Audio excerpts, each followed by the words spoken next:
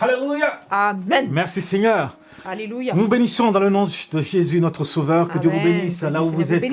Amen. Je sais que vous êtes en Afrique, vous êtes en Europe, vous êtes en Amérique, partout dans le monde. Que Dieu vous bénisse. In the name of Jesus Christ, our Lord and our Savior. Amen and amen. Alléluia. Good morning. Good morning. Bonjour, Madame Kwaku, comment ça va? Ça va, Monsieur Kwaku? Merci Seigneur. Amen. Et ce matin, nous voulons parler de quelque chose d'important parce que beaucoup de pasteurs s'inquiètent, Madame Kwaku. Beaucoup de pasteurs s'inquiètent parce que ils voient qu'aujourd'hui, la conversion n'est vraiment pas authentique dans les assemblées. Il y a quelque chose qui se passe. Hein? Soit les gens, il y a une repentance, mais il n'y a pas une vraie conversion. Pour qu'il y ait une véritable, n'est-ce pas, nouvelle naissance. Donc, les chrétiens doivent comprendre qu'il y a un process, il y a un processus. Amen. Avant même les apôtres, les prophètes disaient au peuple d'Israël, repentez-vous, repentez-vous, repentez-vous et tournez-vous vers l'Éternel. Repentez-vous, tournez-vous.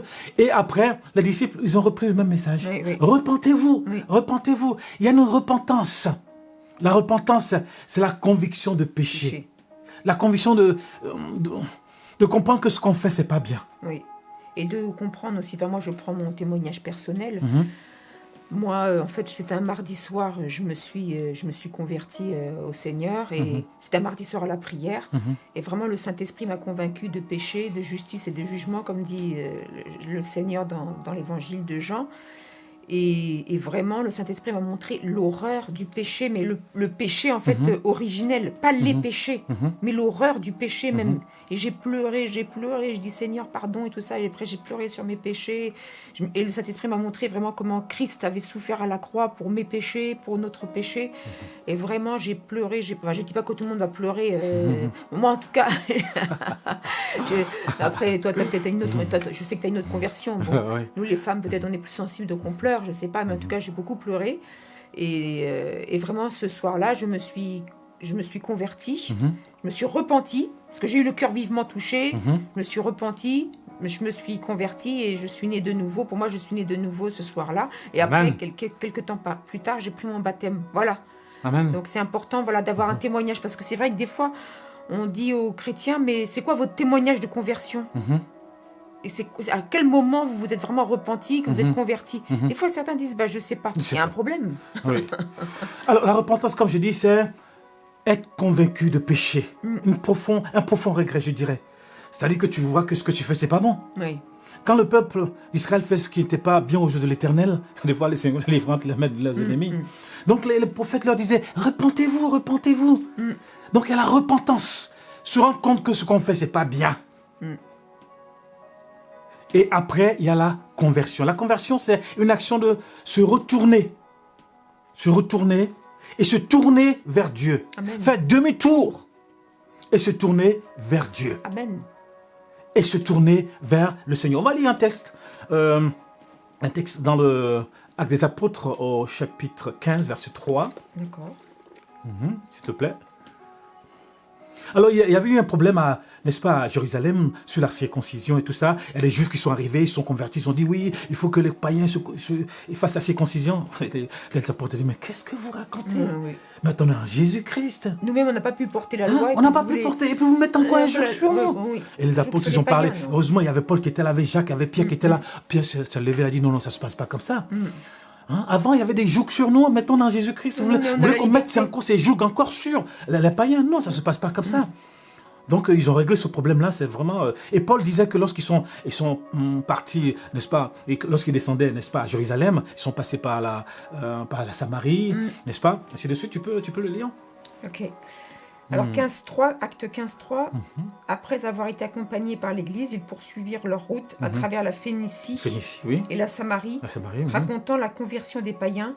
Racontant la conversion des païens, les païens qui se sont convertis au Seigneur Jésus-Christ. C'est-à-dire que la conversion, n'est-ce pas, le salut n'est pas seulement que pour les Juifs, mais le salut est pour tout le monde, pour l'humanité. Jésus est venu sauver l'humanité. Donc chacun doit se repentir de ce péché, se convertir au Seigneur, à Dieu, au Seigneur Jésus-Christ, se détourner de ses péchés, de ses idoles et se tourner vers Dieu. C'est un changement radical, une nouvelle orientation, une transformation, un demi-tour.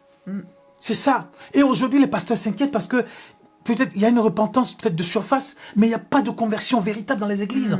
On ne voit pas de changement véritable. Pour qu'il y ait une nouvelle naissance véritable en l'esprit. Et quand il y a une nouvelle naissance, il y a les fruits qu'on doit voir. Oui, et puis c'est exactement, il y a des fruits qu'on doit voir. On doit vraiment dire, mais vraiment, cette personne, on voit qu'elle a changé. Exactement. Avant, elle, je sais pas, on peut dire, elle courait les filles, ou elle faisait ceci, elle faisait cela. Oui. Il non, parce que moi, j'ai dit cette personne. Ah, cette personne, pardon. Excuse-moi. Oui. Pas vrai, on va dire, il courait les filles, ou elle courait les garçons. Et donc voilà quoi. Donc on doit voir vraiment le changement de la personne. On doit voir des fruits qui portent.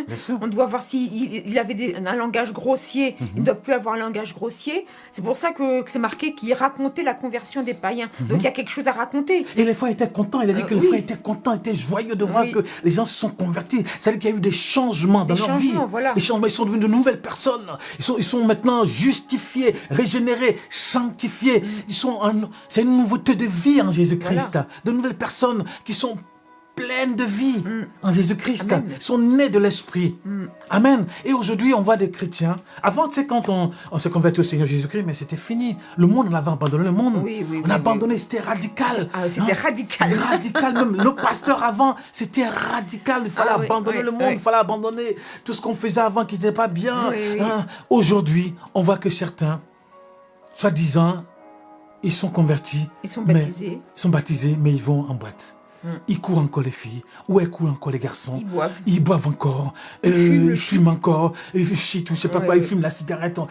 Ils font tout encore. J'ai dit, mais Seigneur, on est où là? On est où? Mais des fois, toi-même, tu es pasteur, t'as honte. Certains viennent à l'église, j'ai vu certains, ce dimanche, il vient avec un garçon, l'autre dimanche, il vient avec un autre garçon. Mais c'est quoi ça? Devant nous. Oui. Mais c'est quoi? Quelle conversion il y a eu? Quelle conversion il y a eu? Et aujourd'hui, les pasteurs s'inquiètent de cela. Parce que dans toutes les assemblées, que ce soit en Afrique, en Europe, en Amérique, on voit le même phénomène. Oui, c'est ça. C'est-à-dire qu'il n'y a pas eu de véritable repentance. De véritable repentance. Conviction de péché. C'est-à-dire que ce que je faisais, c'est pas bien. C'est pas bien. Hein? Et une véritable conversion. C'est-à-dire que j'abandonne tout ça, l'idolâtrie, tout le péché, et je me tourne vers Dieu. Le processus se met en marche. Et il y a une nouvelle naissance en Jésus-Christ. Né d'eau et d'esprit en Jésus-Christ. Amen. Un changement radical. Alléluia. Un changement, un être nouveau est là. L'Emmanuel d'avant, il est mort. Oui. Des fois, quand je suis sûr que c'était un de mes amis, quand ils vont me voir sur la vidéo, on se dit, mais c'est Emmanuel. Mais Emmanuel d'avant, il est mort depuis longtemps. Moi aussi. C'est le nouveau Emmanuel qui est là. Nœud de l'esprit qui est là. Il se repentit, il se convertit et il est né de nouveau, il a abandonné le monde. Quand je vais en Côte d'Ivoire, les gens se disent, mais tu n'es plus le même. Tu es devenu un curé. Tu es devenu un curé ou quoi? Parce que avant ici, tu n'étais pas comme ça. Oui, avant, tu n'étais pas comme ça. Avant, si on pouvait raconter notre vie, on n'était pas comme ça. Ah oui. Mais on est né, nous sommes en Jésus-Christ maintenant. On ne peut plus faire ces choses. D'ailleurs, on n'a même plus envie de faire ça. C'est fini. Parce que je suis un homme nouveau. J'ai plus envie de faire ça. Tu vois, même tout ce que tu veux, ça me dit plus rien. Voilà, c'est ça. Ça nous dégoûte. Ça me dit plus rien. Ça me dégoûte. Tout ça, ça me dit plus rien. Je suis nouveau en Jésus-Christ, un être nouveau. On le considère comme de la boue. Comme dit Christ, comme dit Paul. Je considère tout ça comme de la boue. Pourquoi je vais aligner les filles? Ça m'a apporté quoi? Pourquoi je vais aligner? Oui. Pourquoi je vais me traîner dans la boue? Pourquoi je vais aligner encore là? Avant c'était les casiers et tout ça de bière. Ça me dit plus rien. J'allais faire quoi en boîte de nuit? Ça me dit plus rien. J'allais faire ça, tout ça, ça me dit plus rien. Ça me dit plus rien. Ma femme m'apporte tout, mes enfants m'apportent tout, le Seigneur m'apporte tout. Amen. Tout ça, ça me dit plus rien. Donc aujourd'hui les pasteurs s'inquiètent. Nous ça a été radical. Des chrétiens maintenant qui sont soi-disant en Jésus-Christ, on les voit quand ils sortent de l'église, mais ils font pire que les... Et puis il y a un autre phénomène aussi dans l'église, c'est que maintenant, il y a beaucoup d'enfants de chrétiens, c'est vrai, et l'erreur peut-être qu'ils pensent, c'est qu'ils pensent qu'ils sont chrétiens alors qu'ils ne sont pas chrétiens. Comme dit le pasteur Carambéry, ils sont des enfants de l'église, mais ils ne sont pas encore enfants de Dieu. Non. C'est vrai. Ils ne sont pas encore enfants de Dieu. Et là, il y a un processus aussi, parce qu'ils vont à l'église depuis qu'ils sont petits, ils prient avec leurs parents, ils lisent la Bible avec leurs parents et tout ça. Donc ils pensent qu'automatiquement, ils sont sauvés. Mais non, ils ne sont pas sauvés. C'est pas, on ne n'est pas chrétien, comme le disaient nos vieux pasteurs. Non, on n'est pas chrétien. On le devient. On le devient. Donc il faut que les enfants de chrétiens, ils aient ce même processus, de repentance et de conversion. Même s'ils n'ont pas fait... Même peut-être que c'est vrai que comme des fois ils sont enfants de chrétiens, ils n'ont pas fait des choses terribles, comme des fois les enfants qui naissent dans des familles non chrétiennes. Mais n'empêche qu'il doit y avoir ce processus-là, il doit y avoir un moment où vraiment l'enfant du chrétien dit oui, voilà, j'ai vraiment réalisé que je voulais maintenant m'engager avec le Seigneur, il y a eu cette étape-là, j'ai été touché, le Saint-Esprit m'a touché. Il faut qu'il y ait quand même, comme il disait, il racontait la conversion. Des fois qu'il y ait quelque chose quand même, pasteur, à raconter. Bien sûr. Si on te pose la question et toi-même tu dis oh, je sais pas, oh, moi ça m'a fait plaisir. Alors j'ai vu que c'était bien, il y avait de l'ambiance, il y avait des beaux chants, donc voilà, j'ai été touchée. Mais non, c'est pas comme ça que ça se passe. Vraiment, il faut que tu aies quelque chose à raconter quand on te pose la question, comment s'est passée ta conversion, comment s'est passée ta repentance, comment s'est passé ton baptême. Il faut vraiment qu'il y ait quelque chose à raconter, n'est-ce pas? Exactement, bien sûr. Mais ce que je dis, c'est que c'est pas parce que vous êtes repenti, vous êtes converti, vous êtes né de nouveau, que vous êtes devenu parfait. Oui. On ne dit pas que vous êtes devenu parfait, mais quand même, on veut voir que vous avez changé. Oui. On veut voir quand même que vous avez changé, qu'il y a un véritable changement. On ne dit pas que vous êtes devenus des anges. Mais des fois, on se dit, mais ils sont comme les gens du monde. Ils vont encore avec des gens du monde, avec les païens. On trouve ça étrange. C'est vraiment étrange.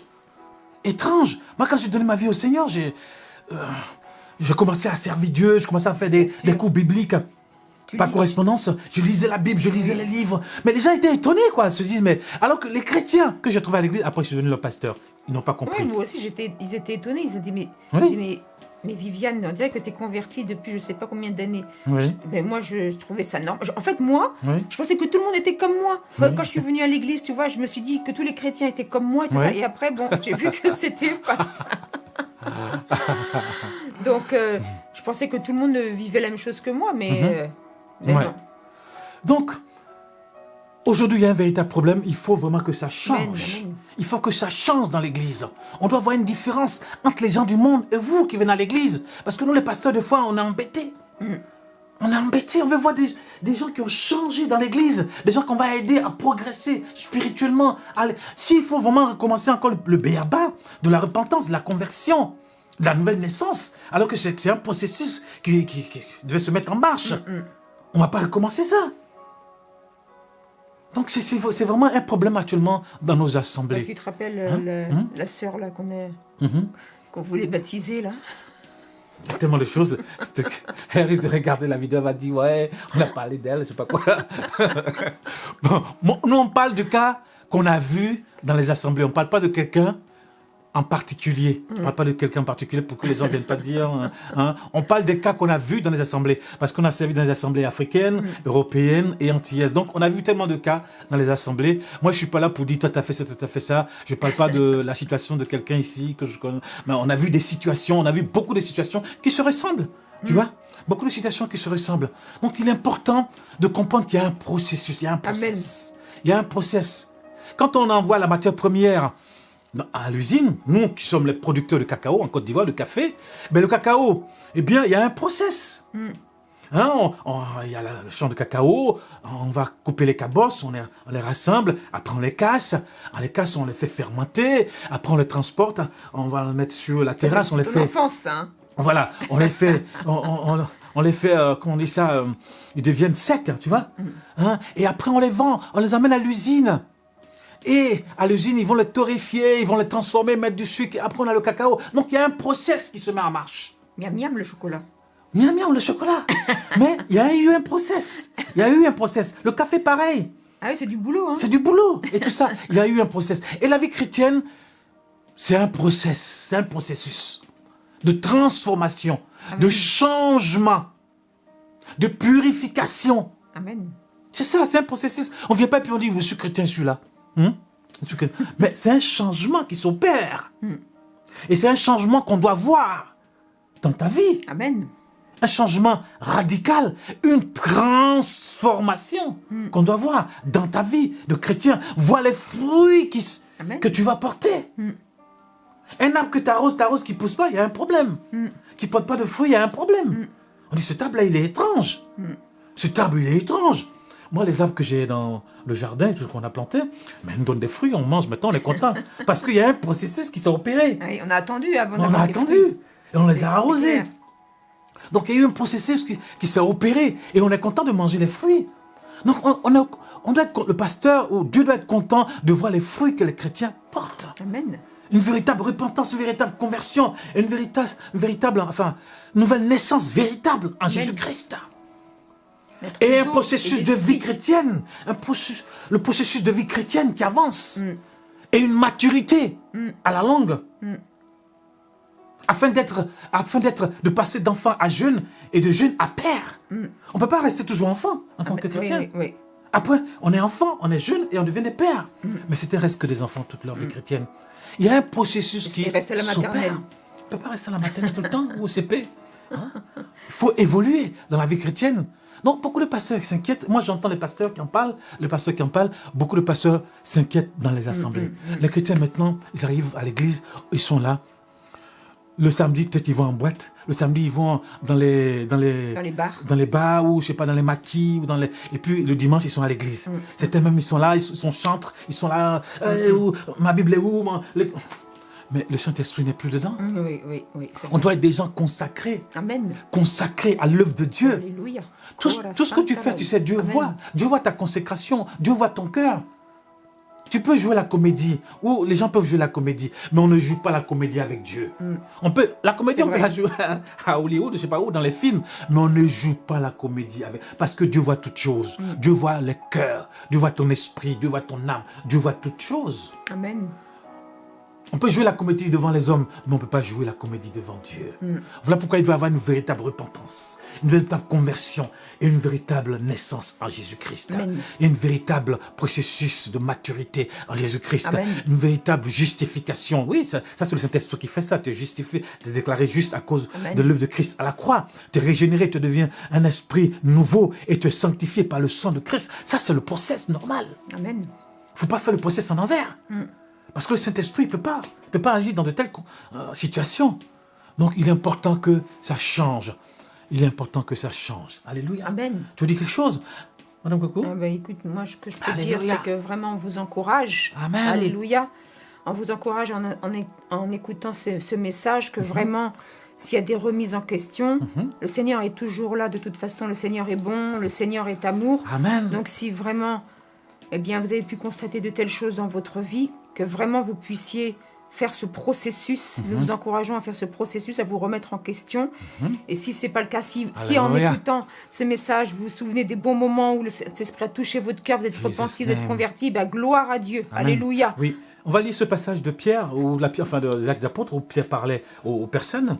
Oui, bien sûr. Après avoir entendu Pierre 3... Actes des Apôtres. Acte 2, 37. Après avoir entendu ce discours, ils eurent le cœur vivement touché. Il dira à Pierre et aux autres apôtres, « Hommes frères, mais que ferons-nous » Pierre leur dit, « Repentez-vous et que chacun de vous soit baptisé au nom de Jésus-Christ pour le pardon de vos péchés et vous recevrez le don du Saint-Esprit. » Alléluia. Après la Pentecôte, il y avait des gens qui étaient là. Pierre va prêcher, mais Pierre va faire vraiment un discours rempli du Saint-Esprit. Oui. Rempli du Saint-Esprit. Et les gens qui étaient là vont dire, mais homme frère, que ferons-nous? Il dit, repentez-vous. Ils ont eu le cœur vivement touché. Il y a certains qui ont eu le cœur vivement touché, mais ils ne se sont pas repentis, ils sont partis. Oui, c'est vrai. Mais ce jour-là, il y a eu 3000 qui sont convertis au Seigneur Jésus-Christ, afin qu'ils soient baptisés. Alléluia. Amen. Donc, il est important qu'il y ait ce process-là. Se repentir, se convertir au Seigneur Jésus et naître de nouveau en Jésus-Christ. Alléluia. Vraiment que Dieu vous bénisse là où vous êtes. Amen. Alléluia. Et vraiment, nous prions pour vous. Alléluia. Seigneur, regarde, nous prions pour vous. Alléluia. Pour ceux qui ne connaissent pas encore le Seigneur Jésus-Christ, répands-toi. Tu sais que le monde ne peut rien t'apporter. Le monde ne peut rien t'apporter. Répands-toi et convertis-toi, détourne-toi de tes péchés, tourne-toi vers le Seigneur. Amen. Et accepte Jésus-Christ comme ton sauveur, comme ton Seigneur personnel. Et Dieu va faire des choses extraordinaires dans ta vie. Amen. Et ainsi tu vas passer par tu connaîtras la nouvelle naissance et tu vas passer par les eaux du baptême. Amen. Et ainsi Dieu va te bénir, Dieu va t'aider. Amen. Et tu vas te réjouir vraiment dans ta famille, dans ta vie, tu vas te réjouir. Vraiment que Dieu te bénisse là où tu es, dans le nom précieux de Jésus, notre Sauveur. Amen. Amen. Amen.